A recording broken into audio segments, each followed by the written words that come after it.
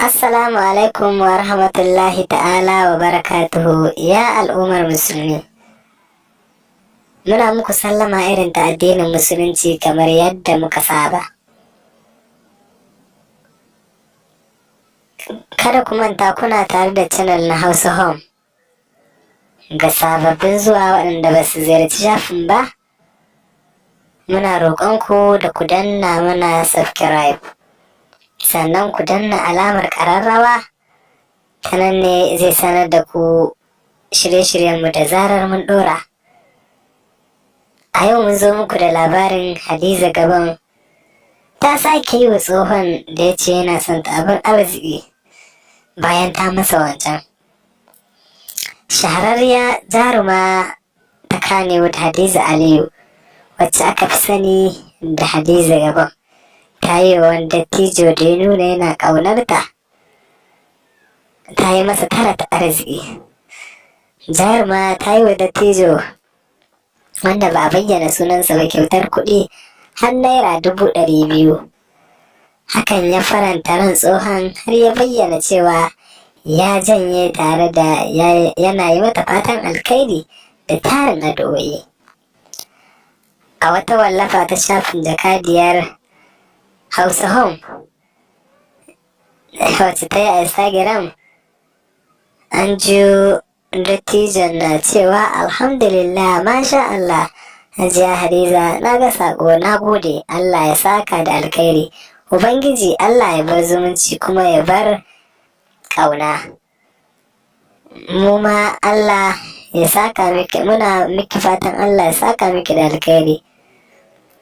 Kuma kamar yadda kika faɗa, idan biki ya zo a sanar da ni, haƙiƙa na yadda na zama uba na gari.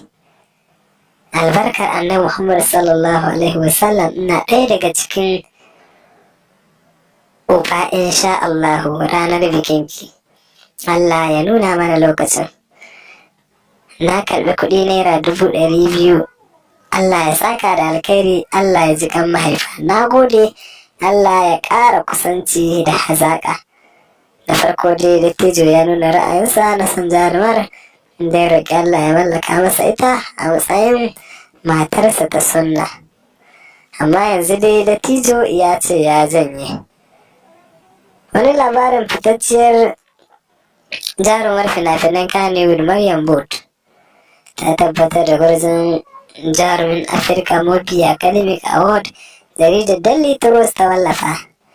Maryam Booth ta samu nasara ne sakamakon rawa da ta taka a wannan fim mai suna The Milkmaid, inda ta buge chairman Mujeri Mirai Gelinda Ajefo da wasu mutane 4.